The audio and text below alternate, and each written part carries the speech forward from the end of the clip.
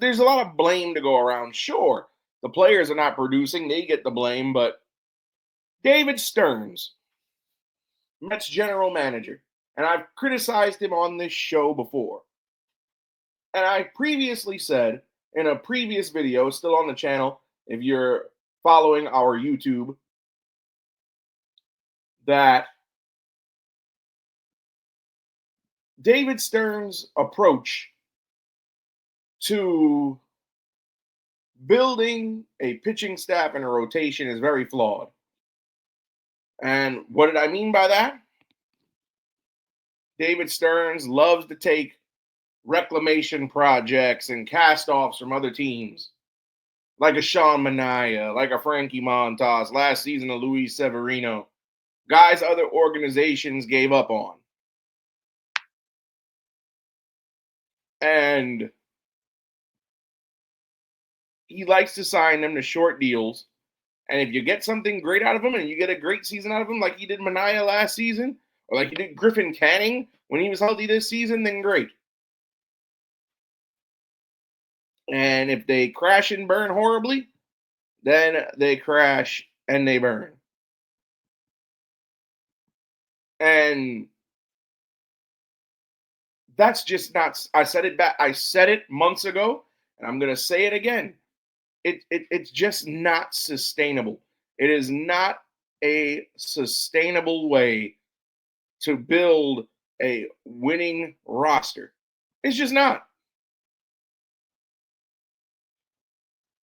And,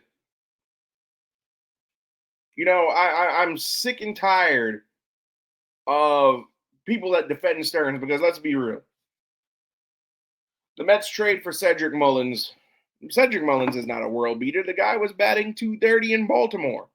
What did you expect to get from Cedric Mullins, realistically?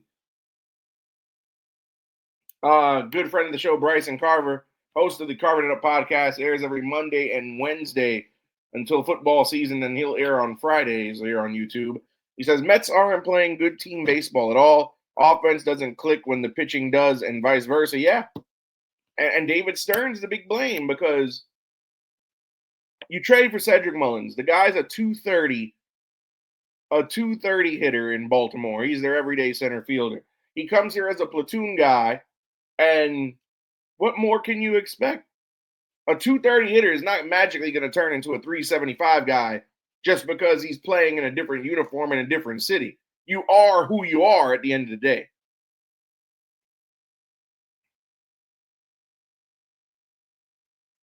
So,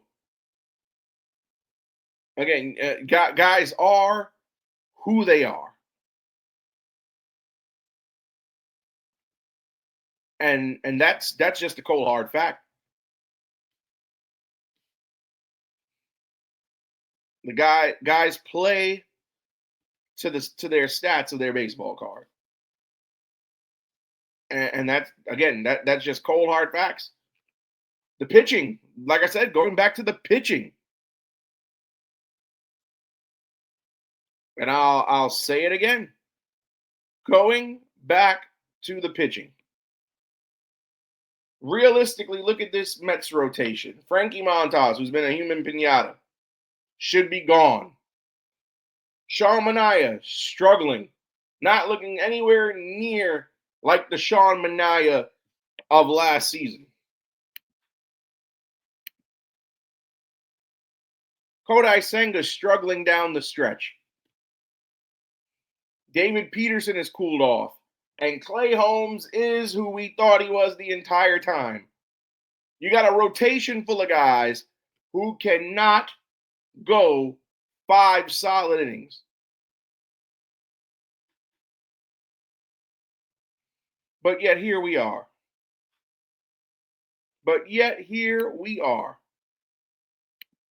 Bryson asks, so do you think it's a roster construction problem? I do remember pitching being a big concern prior to the season. Yes, it's a big roster construction is a big part of the reason why this team is not built for October. I'm sorry.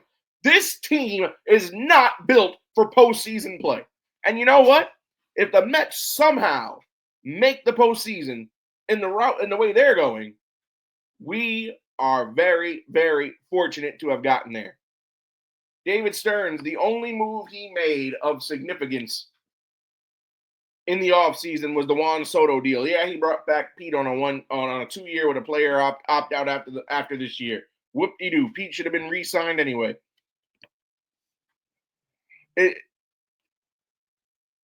David Stearns, he treats the Mets like they're a small market team. Now, granted, Stearns was the GM in Milwaukee, and what he did there worked. But what he accomplished there was due to the part that the Brewers are a small market team.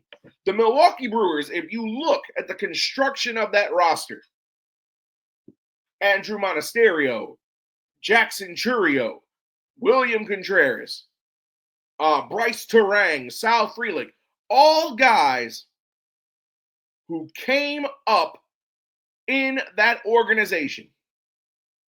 Now, I give Stearns credit. He knows how to build a farm system. And when you know how to build a farm system, you can either do one of two things with that farm system. You can develop those players and have them on your big league roster and build your franchise's path to success for the next few seasons, like he did in Milwaukee.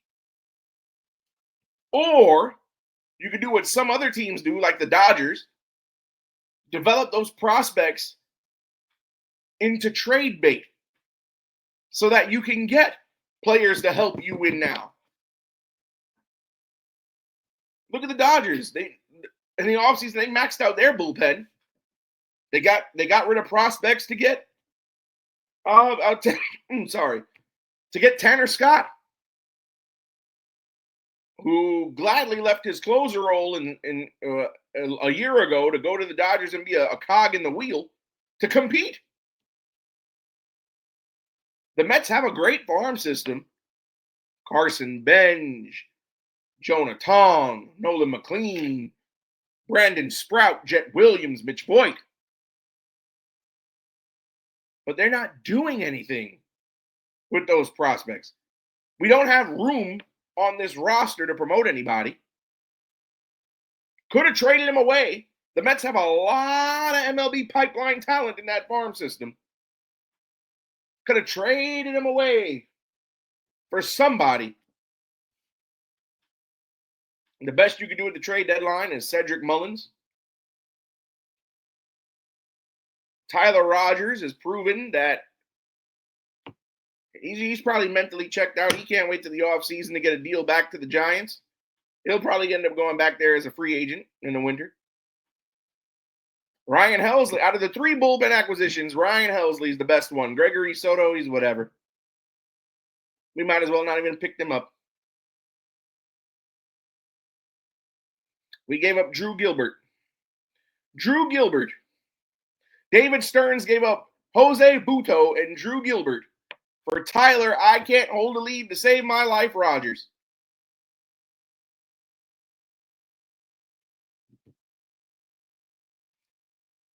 David Stearns got to do better. The Phillies, our rival, National League East, they're in first place. You know why they're in first place? In the offseason, they improved their team. They went and got Max Kepler, a proven power bat. What did they do at the trade deadline? They got Harrison Bader, who we had a year ago. Then they went ahead and traded for Johan Duran, Twins closer. Guys got great stuff. Twins sold off their bullpen.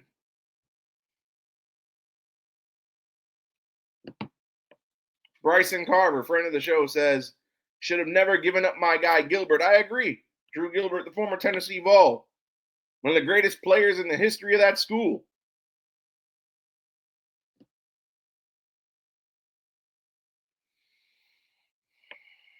It's very disappointing when you have a GM who works for the richest owner in North American sports. What do we hear about Steve Cohen all the time? We have the richest owner in all of North American sports.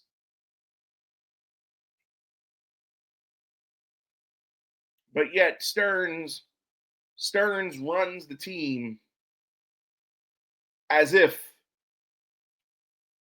Stearns runs this team as if he's on limited funds. Like he's back, like he's still in Milwaukee, small market team.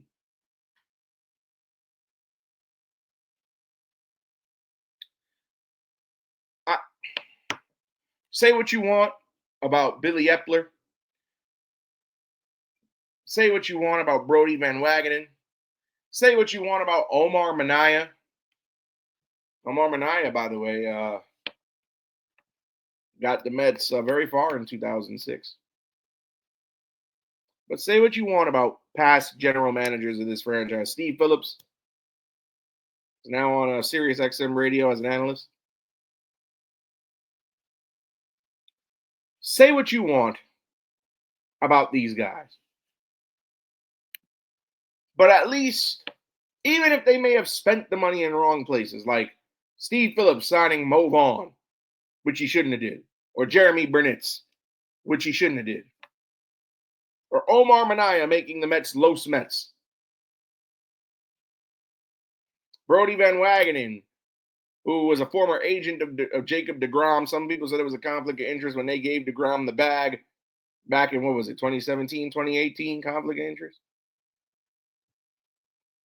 Say what you will about any of that.